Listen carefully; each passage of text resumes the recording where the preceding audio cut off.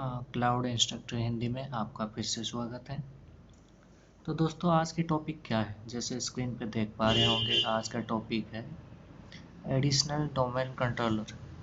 ठीक है, मतलब इसका मीनिंग क्या है, इसका पर्पस क्या है अपना एक्टिव डायरेक्टरी डोमेन कंट्रोलर में, कि क्यों हमें एडिशनल डोमेन कंट्रोलर चाहिए। ठीक है, तो आज चलते हैं इसका इंस्टॉलेशन और इसका पर्पस जानते हैं कि किस लिए ये यूज होता है। ठीक है दोस्तों, तो उससे पहले हम लोग पिछले क्लास में जो भी चीज़ किए थे उसको थोड़ा रिमाइंड कर देते हैं। तो क्लास 3 में हम लोग क्या किए थे कि एक एक्टिव डायरेक्टरी इंस्टॉल किए थे। ठीक है, उसके बाद हम लोग एक कंप्यूटर उस डोमेन कंट्रोलर में ज्वाइन किए थे। ठीक है, उसके बाद एक यूज़र को भी हम लोग क्रिएट किए थे। बेसिकली यूज़र ग्रुप मैनेजमेंट बाद में टॉपिक आएगा, लेकिन फॉर द टाइमिंग हम लोग क्या किए थे कि एक यूज़र भी क्रिएट किए थे और उस यूज़र को अपना जो डोमेन में जो कंप्यूटर को हम लोग ज्वाइन किए थे उसमें हम लोग लॉगिन किए थे उस कंप्यूटर में। ठीक है, तो आज थोड़ा बहुत हम लोग जान लेंगे कि यूज़र जो क्रिएट किए थे उसके बारे में भी थोड़ा पढ़ाई करेंगे। उसके बाद हम लोग एडिशनल डोमेन कंट्रोलर में आएंगे। तो थोड़ा बहुत हम लोग यूज़र जो क्रिएट किए थे उसका और थोड़ा बहुत मतलब पर्पज़ क्या है, कैसे वो ज्वाइन करता है डोमेन में, उसका सिक्योरिटी क्या है, थोड़ा वो पढ़ाई कर लेते हैं। बेसिकली आगे पढ़ाई करेंगे इसके बारे में, मतलब यूज़र एंड ग्रुप क्रिएशन, उनका सिक्योरिटी। ठीक है, तो पिछले क्लास में जो किए थे थोड़ा सा पढ़ लेते हैं, फिर स्टार्ट करते हैं अपना एडिशनल डोमेन कंट्रोलर। ओके दोस्तों, तो चलो, तो मैं खोल लेता हूँ अपना VMware वर्कस्टेशन। हाँ जी, ये है मेरा DC1। ठीक है, आपको पता भी होगा पिछले क्लास में हम लोग जब AD इंस्टॉल किए थे तो इसमें IP कॉन्फ़िगरेशन वगैरह भी जो जो चीज़ था वही सेम चीज़ है। मैं आपको दोबारा दिखा देता हूँ, लॉगिन कर लेते हैं। ठीक है, ये हम लोग का डोमेन कंट्रोलर है जो PDC बोलते हैं, जिसको प्राइमरी डोमेन कंट्रोलर भी बोलते हैं। एक बार सर्वर मैनेजर में चलते हैं। लोकल सर्वर देखो, ये DC1 है। ठीक है, डोमेन है हम लोग का facebook.com। ठीक है, इसका IP देख लेते हैं बेसिकली क्या है।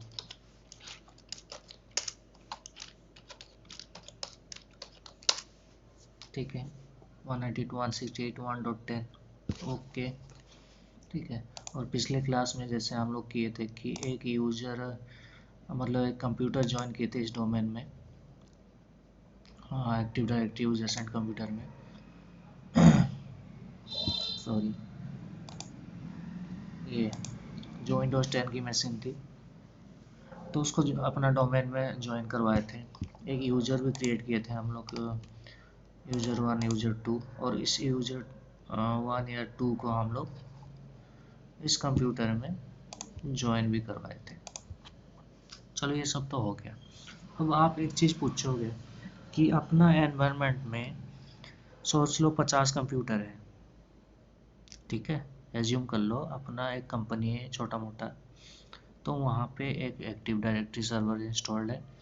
उस एक्टिव डायरेक्टरी सर्वर में हम लोग का जो डोमेन है उसमें 50 कंप्यूटर ज्वाइन है। जैसे कि यहाँ पे एक कंप्यूटर ज्वाइन है विन 10 अपना एनवायरनमेंट, मतलब स्टडी एनवायरनमेंट में एक कंप्यूटर ज्वाइन किया है। लेकिन ऑर्गेनाइजेशन में तो ऐसा नहीं होगा। ऑर्गेनाइजेशन में कम से कम 50-100-150 कंप्यूटर डोमेन में ज्वाइन होंगे। और जो यूजर हम लोग क्रिएट किए थे उसका मतलब वो तो हर कंप्यूटर में लॉगिन कर सकता है, तो सिक्योरिटी कहाँ रह गया। मतलब मेरा कहने का मतलब ये है कि सोच लो यहाँ पे 10 कंप्यूटर है कंपनी में। ठीक है, तो जो हम लोग यूज़र क्रिएट किए थे यहाँ पे, जो यूज़र 1 हो या यूज़र 2 हो, वो तो कोई भी कंप्यूटर में जाके अपना लॉगिन करके वो चेक कर सकता है। ठीक है, तो उसको हम लोग रेस्ट्रिक्ट कैसे करें, तो उसके लिए भी ये ट्रिकी है तो उसके लिए भी हम लोग का एक ऑप्शन है कि हम लोग यूज़र को रेस्ट्रिक्ट कर सकते हैं कोई एक स्पेसिफिक कंप्यूटर में, कि हाँ भाई आप जाके इसी कंप्यूटर में लॉगिन कर सकते हो, उसके बिना और कोई भी कंप्यूटर में नहीं कर सकते हो लॉगिन। ठीक है, तो उसके लिए क्या करना पड़ता है, ये देखो यूज़र टू, हम लोग जो यूज़र है उसके ऊपर राइट क्लिक करो, प्रॉपर्टीज़ में जाओ, यहाँ पे एक ऑप्शन ये देखो अकाउंट्स।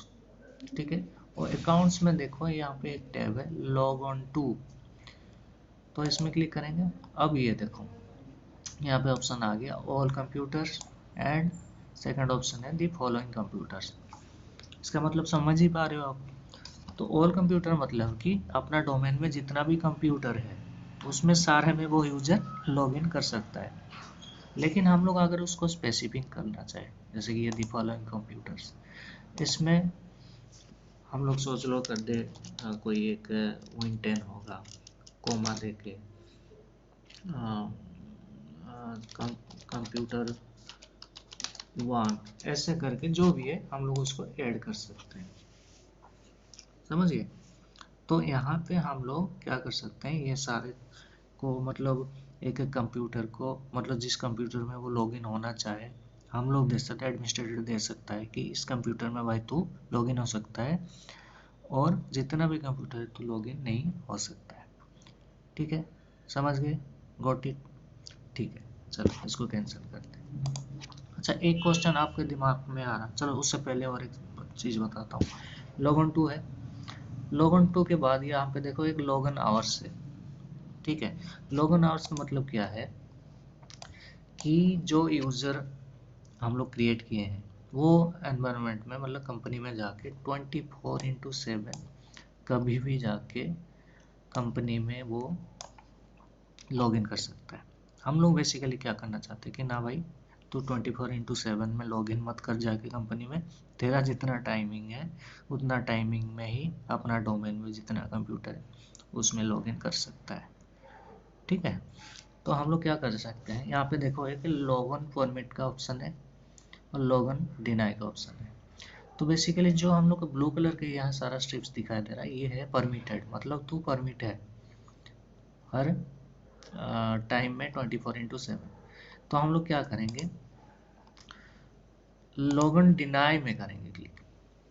ठीक है, एक सेकेंड रुक जाओ, लॉगिन परमिट में जाके हम लोग क्या करेंगे कि सारा ये सारा चीज़ सिलेक्ट कर लिए, उसको करेंगे लॉगिन डिनाई। पहला ऑप्शन ये है। तो हम लोग क्या करना चाहते हैं कि स्पेसिफिक करना चाहते हैं कि जो बंदा है यूजर टू, वो मंडे से लेके फ्राइडे तक कितना से कितना बजे तक लॉगिन कर सकता है अपना डोमेन का कंप्यूटर में। तो हम लोग बेसिकली पहले क्या किए, सारा सिलेक्ट किए और लॉगिन डिनाइड में क्लिक किए। और क्या करेंगे, अभी सोच लो वो बंदा मंडे से लेके फ्राइडे तक 6 बजे तक, मतलब ये देखो टाइमिंग दिया है 12, 2, 4, 6, 8, 10, ये है टाइमिंग और ये है डेट्स, मतलब जो भी हम लोग का वीकेंड्स वीकडेज होता है वो सारा चीज़। ठीक है, तो हम लोग क्या करेंगे, हम लोग चाहते हैं कि मंडे को 9 बजे से लेके 6 बजे तक, मंडे से फ्राइडे तक 9 बजे से लेके 6 बजे तक वो परमिट करें। हम लोग परमिट करें कि भाई तू मंडे से फ्राइडे तक 9 से 6 बजे तक तू लॉगिन कर सकता है अपना डोमेन। ओके, चलो जी। तो ये तो बस थोड़ा बहुत डिस्क्रिप्शन था कि यूजर जो हम लोग क्रिएट किए तो उसके ऊपर था कि वो कौन कौन सी कंप्यूटर में लॉगिन कर सकता है उसके बारे में था। इसके रिगार्डिंग हम लोग आगे भी बहुत कुछ पढ़ेंगे, तो ये थोड़ा बहुत टॉपिक था, हम लोग इसको आगे देखेंगे। ठीक है जनाब, तो अभी हम लोग चलते हैं जो मेन टॉपिक है हम लोग का, व्हाट इज़ एडीसी। ठीक है, एडीसी का मीन्स क्या है, एडिशनल डोमेन कंट्रोलर। उसका मतलब क्या है, हम लोग डोमेन कंट्रोलर जानते थे, एडिशनल क्या है, एडिशनल क्या होता है, सोच लो हम लोग का एक्टिव डायरेक्टरी सर्वर है। ठीक है। तो एक ही है, उसके ऊपर मतलब प्रेशर बहुत ज़्यादा है, मतलब जैसे कि उसके ऊपर इतना सारा रोल इंस्टॉल्ड है, इतना यूजर लॉगिन कर रहे हैं, डीएनएस सर्वर, डीएचसीपी सर्वर, इतना सारा कुछ लोड है। तो भाई मशीन तो है, वो कभी ना कभी वो मतलब डाउन हो सकता है। उसको टेक ओवर करने के लिए हम लोग एक बैकअप सर्वर तैयार करते हैं। ठीक है, मतलब अगर हम लोग का डोमेन कंट्रोलर जो सर्वर है वो डाउन हो जाए तो उसके बैकअप में जो एक अलग से सिमिलर सर्वर बनाएंगे हम लोग, ताकि ये डाउन हो तो वो अप हो जाए, ताकि हम लोग का क्लाइंट्स को या यूजर्स को पता भी नहीं चले कि हम लोग का सर्वर डाउन हो गया है और हम लोग काम भी कर रहे हैं। मतलब क्लाइंट्स जान नहीं पाएगा कि हम लोग का सर्वर डाउन हो गया है, लेकिन वो लोग काम भी कर रहे होंगे। ठीक है, तो हम लोग थोड़ा बहुत जान लेते हैं उसका क्या है, डिस्क्रिप्शन थोड़ा पढ़ लेते हैं। What is additional domain controller. तो additional AD domain controller is use to balance the load, समझ गए, लोड बैलेंसिंग के लिए among existing domain controls. It also provide fault tolerance that in case primary ADC is down, additional ADDC can be used for authentication without any business discontinuity। जो मैं चीज़ बताया कि basically ये load को balance करने के लिए एडिशनल डोमेन कंट्रोलर हम लोग यूज़ करते हैं, और फॉल्ट टॉलरेंस के लिए, ताकि हम लोग प्राइमरी जो भी एडी अगर कभी भी बाई चांस डाउन हो जाए, नेटवर्क फेलियर हो जाए या हार्डवेयर फेलियर हो जाए, तो उस वक्त क्या होता है कि अपना जो एडिशनल डोमेन कंट्रोलर है वो अप हो जाएगा। ठीक है, और हम लोग का काम में कोई रुकावट नहीं आएगा। तो बेसिकली ये होता है हम लोग का डिस्क्रिप्शन है, क्या चीज़ है, ये डेफिनेशन है। ठीक है, तो इसको अगर हम लोग डायग्राम में देखना चाहें तो क्या चीज़ है, मैं डायग्राम में भी बता देता हूँ थोड़ा बहुत। सोच लो ये एक हम लोग का फॉरेस्ट है, ठीक है, उसके अंदर हम लोग ये सॉरी ये हम लोग का फॉरेस्ट है, इसके अंदर हम लोग का एक एडी इंस्टॉल्ड, ठीक है, इसको हम लोग नाम भी लिख देते हैं जो पीडीसी या प्राइमरी डोमेन कंट्रोलर।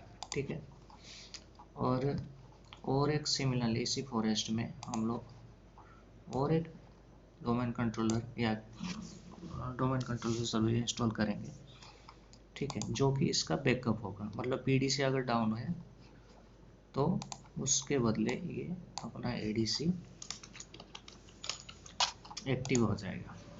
ठीक है, बाई चांस ये डाउन हो, अगर ये डाउन हो तो ये एक्टिव हो जाएगा। तो ये एक्टिव कैसे होता है, तो इसके लिए क्या होता है, इसके इनके बीच में एक मैकेनिज्म रहता है जिसको बोलते हैं हम लोग हार्ट बीट। हार्ट बीट क्या है, सोच लो, ये आपको बता देता हूँ।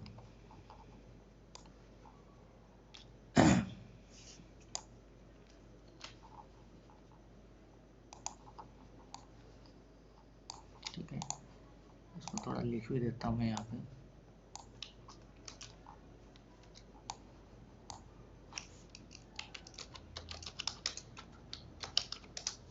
ठीक है, तो जैसे कि सॉरी, ये प्राइमरी डोमेन कंट्रोलर है, ये एडिशनल डोमेन कंट्रोलर है। कभी भी हम लोग का प्राइमरी डोमेन कंट्रोलर डाउन हो तो एडिशनल डोमेन कंट्रोलर एक्टिवेट हो जाएगा। तो इसके बीच में एक मैकेनिज्म रहता है जिसको बोलते हैं हार्ट बीट, मतलब इनके बीच में एक सिग्नलिंग प्रोसेस चालू रहता है कि हाँ भाई ये अप है तो मेरा कोई काम नहीं, मगर पीडीसी अप है तो एडीसी का कुछ काम नहीं। बाई चांस पीडीसी डाउन हुआ, ठीक है, तो हार्ट बीट के जरिए इनको पता चल जाएगा, मतलब दूसरे सर्वर को, एडीसी को, कि हाँ पीडीसी डाउन हो गया, अब मेरा काम स्टार्ट हो गया है। ठीक है, तो इसको कॉन्फ़िगर करने के लिए थोड़ा बहुत मैं आपको यहाँ पे और भी चीज़ बता देता हूँ। इसको कॉन्फ़िगर करने के लिए हम लोग दो सर्वर चाहिए, एक तो पीडीसी बना पड़ा है, एक एडीसी अलग से हम लोग सर्वर इंस्टॉल करेंगे जिसमें एक्टिव डायरेक्टरी भी इंस्टॉल करेंगे, डीएनएस का रोल भी इंस्टॉल करेंगे, जैसे हम लोग प्राइमरी डोमेन कंट्रोलर में किए थे सेम चीज़ इसमें करेंगे। थोड़ा सा डिफरेंस क्या होगा, देखो हम लोग का पीडीसी में हम लोग आईपी क्या दिए थे, यहाँ पे नोट करवा देता हूँ मैं, 192.168.1.10 दिए थे। ठीक है, हम लोग देंगे, सोच लो इसको, एडीसी को देंगे 192.168.1.12। ठीक है, और एक चीज़ करेंगे,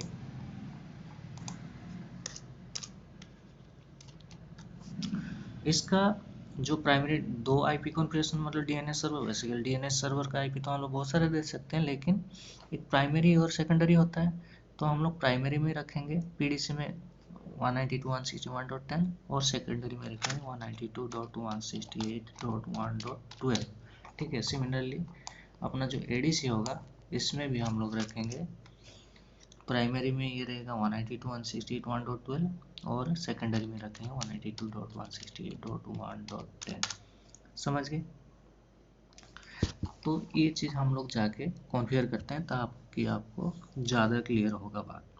ठीक है, और प्रैक्टिकल भी करके देखेंगे कि इन केस पीडीसी डाउन हुआ तो एडीसी कैसे एक्टिव या रोल में आता है। चलो ठीक है, तो हम लोग चलते हैं अपना वीएमआर वर्क स्टेशन के ऊपर। ये हो गया बेसिकली हम लोग का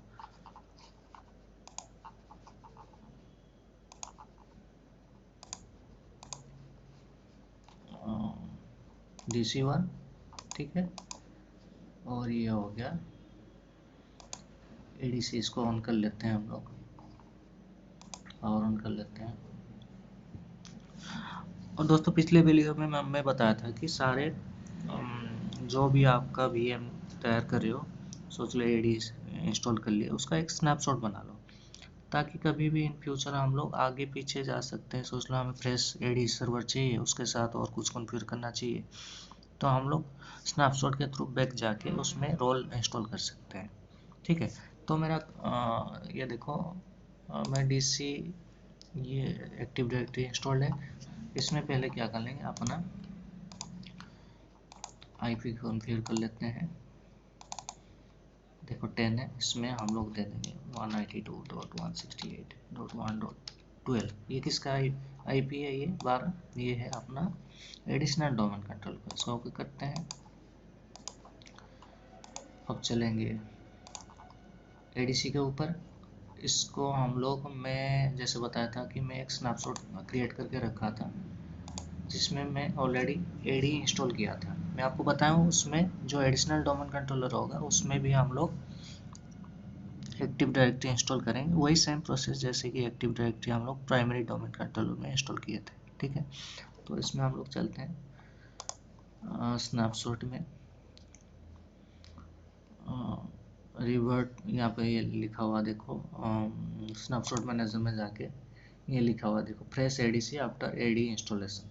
ठीक है, तो मैं इसमें चलता हूँ बेसिकली, अब आपको पता चल जाएगा। वेट फॉर,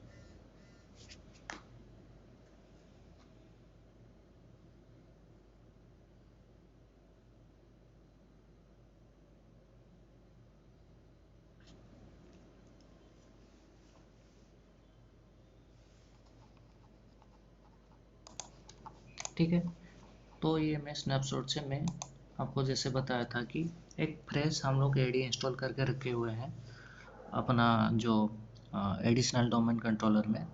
ये देखो, मतलब ओनली मैंने क्या किया है, एक एडी इंस्टॉल किया हूँ। ठीक है, और मैं या तो आपको यहाँ पे दिखा भी दूंगा, आपको लोकल सर्वर में चल के, ये देखो इस कंप्यूटर का नाम एडीसी और ग्रुप में ही है अभी फ़िलहाल। ठीक है, और यहाँ पे हम लोग चलेंगे आईपी कॉन्फ़िगर में, प्रॉपर्टीज़ में चलेंगे। ये देखो आईपी 12 है, सर्वर का IP 12 है और यहाँ पे प्राइमरी में 12 रख रहे हैं, ऑल्टरनेट DNS सर्वर में 10 रख रहे हैं। ये 10 किसका है? ये हम लोग का प्राइमरी DNS सर्वर का, मतलब डोमेन कंट्रोलर का।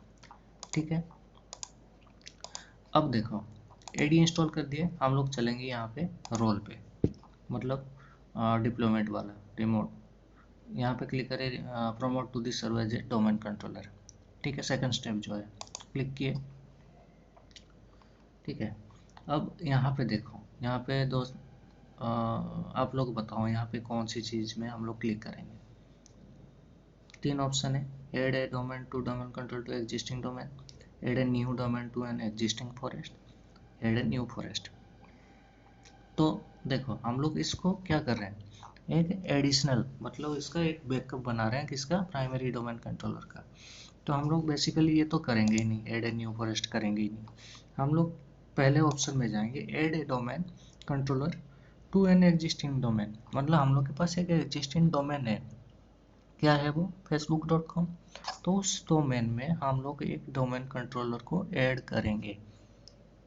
ठीक है दोस्तों, तो यहाँ पे क्लिक करके हम लोग यहाँ पे सिलेक्ट करेंगे और यहाँ पे किसका यूजर नेम पासवर्ड देंगे?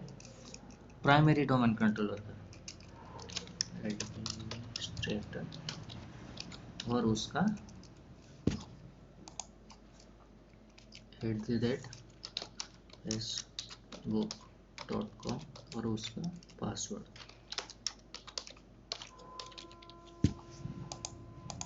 ओके, अब ये देखो दिखा दिया डोमेन, इसको क्लिक करो, ओके करो, सिंपल है, नेक्स्ट करो।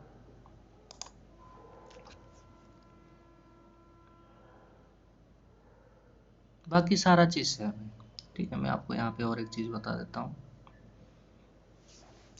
थोड़ा सा वेट करो, ये सर्च कर रहा है डोमेन कंट्रोल का। हाँ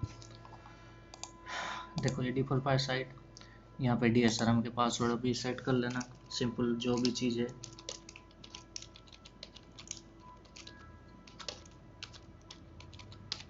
ठीक है, नेक्स्ट करो, वेट करो थोड़ी देर, नेक्स्ट।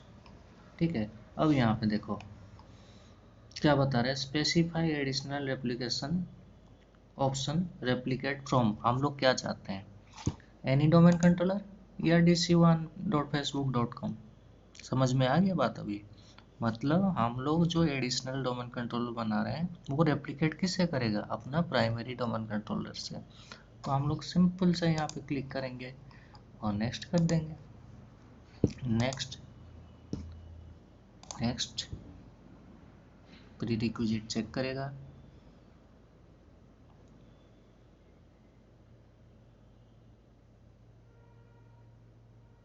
और कर देंगे इंस्टॉल। ठीक है, तो ये जब तक इंस्टॉल होता है दोस्तों, हम लोग क्या करेंगे, वीडियो को थोड़ी देर पॉज करेंगे। लीजिए दोस्तों, इंस्टॉल हो गया, रिस्टार्ट हो रहा है।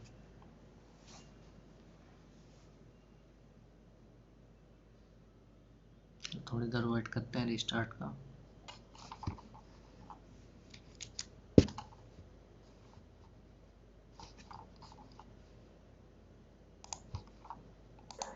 लीजिए दोस्तों, रिस्टार्ट हो गया, हम लोग इसको लॉगिन करेंगे। देखो फेसबुक डोमेन से आ गया, यहाँ पे देखो ये हम लोग का DC1 सर्वर है और ये हम लोग का ADC सर्वर है। तो facebook.com से जो भी पासवर्ड दिया हम लोग पासवर्ड से लॉगिन करेंगे और देखेंगे कि जो DC1 में जो भी यूज़र क्रिएट किए थे, जो भी कंप्यूटर क्रिएट किए थे, वो ऑटोमेटिकली रेप्लिकेट हो गया होगा अपना एडिशनल डोमेन कंट्रोलर में। मैजिक देखते हैं। चलो जी, यहाँ पे आ गया हम लोग का लोकल सर्वर में। देखो यहाँ पे भी नाम क्या आ गया, ADC आ गया और डोमेन ऑटोमेटिक ज्वाइन हो गया, IP एड्रेस ये है। अब हम लोग चलेंगे टूल्स में और active directory users and computer में।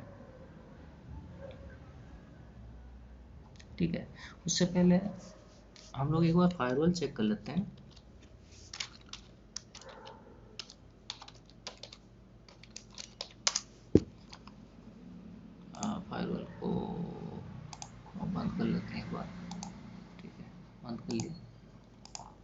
अब देखना, ये देखो active directory users and computer में आए, देखो वही डोमेन आ गया जो हम लोग प्राइमरी डोमेन कंट्रोलर में था। कंप्यूटर में गए, देखो जो कंप्यूटर एक डोमेन में ज्वाइन किए थे, यहाँ पे विन आ गया।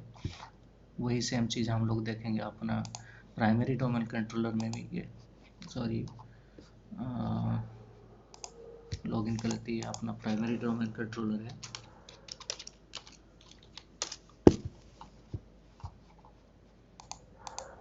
देखो कंप्यूटर्स में भी वही विंडोज़ मशीन है, और हम लोग जो एडिशनल डोमेन कंट्रोलर में भी विंडोज 10 है। ठीक है, यूजर्स में देखते हैं, चलते हैं। देखो यूजर 1 और यूजर 2 ऑलरेडी इसमें आ गया, रेप्लिकेट हो गए। सेम डीसी में यूजर में चलते हैं, यूजर 1 यूजर 2, देखो वही यूजर 1 यूजर 2 है। ठीक है, तो हम लोग क्या करेंगे, एक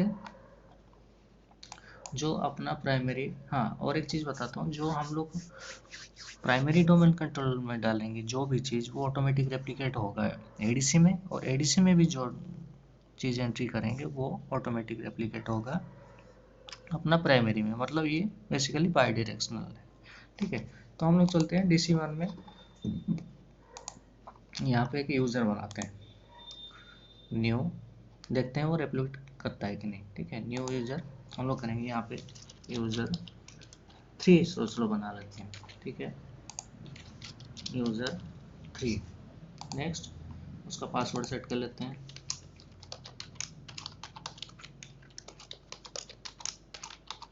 ठीक है,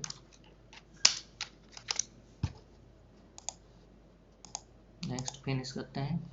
अब क्या करेंगे हम लोग, आपको जैसे बताया था बहुत सारा शॉर्टकट कमांड बताऊंगा। कुछ भी चीज़ हम लोग एंट्री करते हैं ना अपना डोमेन कंट्रोलर में, उसका दो मेथड होता है रेप्लिकेट होने में। या तो हम लोग रिबूट करें, अब देखो रिबूट तो कर नहीं सकते प्रोडक्शन एनवायरनमेंट में। ठीक है, तो उसके लिए हम लोग एक कमांड चलाते हैं ताकि वो फोर्सफुली अपडेट हो जाए जो भी हम लोग चीज़ रेप्लिकेट करवाना चाहते हैं। ठीक है, तो कुछ भी चीज़ करते हैं तो हम लोग सिंपल चलेंगे विंडोज़ प्लस आर में, यहाँ पे टाइप करेंगे जीपी, ये देखो GP update space slash force, इसको हम लोग एंटर करेंगे। तो जो हम लोग का ग्रुप पॉलिसी है, जो भी चीज़ हम लोग एंट्री की है वो सारा चीज़ ऑटोमेटिक फोर्सफुली अपडेट हो जाए। ठीक है, यहाँ पे देखो complete policy update has been completed successfully. ठीक है, अब हम लोग क्या बनाए थे, यूज़र 3। ठीक है, अब देखो वो चीज़ ऑटोमेटिकली एडीसी में जाएंगे। यहाँ को तो इसको थोड़ा रिफ्रेश करेंगे, देखो आ गया यूज़र 3। ठीक है, तो दोस्तों ये हो गया हम लोग का एडीसी या एडिशनल डोमेन कंट्रोलर के बारे में, उसका इंस्टॉलेशन जाने, उसमें डाटा कैसे रेप्लिकेट हो रहा है जान लिए। ठीक है, तो थैंक यू दोस्तों, आप सारे इतना मुझे सपोर्ट कर रहे हैं, तो मैं ऐसे ही वीडियो लाता रहूँगा। टाइम का शॉर्टेज है दोस्तों, लेकिन मैं पूरा एमसीएस से कवर करूँगा। और जैसे कि आपको बताया भी था कि मैं साथ ही साथ लिनक्स 7 पे भी फुल कोर्स करवाऊँगा, और वर्चुअलाइजेशन में VMware ESXi सर्वर भी पढ़ाऊँगा, और क्लाउड कंप्यूटिंग को भी कंप्लीट करूँगा। टोटली फ्री 1 to 100% सब कुछ जो कि आपका इंस्टीट्यूट में पढ़ाते हैं, मैं वो सारा चीज़ यूट्यूब में आपको दूंगा, क्योंकि मेरा मोटो है कि जितना ज्ञान बांटो उतना ही अच्छा है। ठीक है दोस्तों, तो मुझे सपोर्ट करते रहिए। ठीक है, अगले वीडियो में हम लोग और कुछ टॉपिक, जैसे कि एडीसी हो गया, हम लोग सीडीसी पढ़ेंगे, चाइल्ड डोमेन कंट्रोलर, और आरओडीसी, रीड ओनली डोमेन कंट्रोलर। तो हम लोग वहाँ एक एक स्टेप आगे जाते रहेंगे। आप बस मेरा वीडियो देखते रहिए, पढ़ते रहिए, अपना एनवायरनमेंट सेट करके, अपना लैब बना के। ठीक है, और ऐसे ही सपोर्ट करते रहिए मेरा चैनल को, थोड़ा सब्सक्राइब कर लो दोस्तों, और शेयर भी कर सकते हो। और थैंक यू इतना सपोर्ट के लिए। थैंक यू दोस्तों, मिलते हैं बहुत जल्दी। Thank you.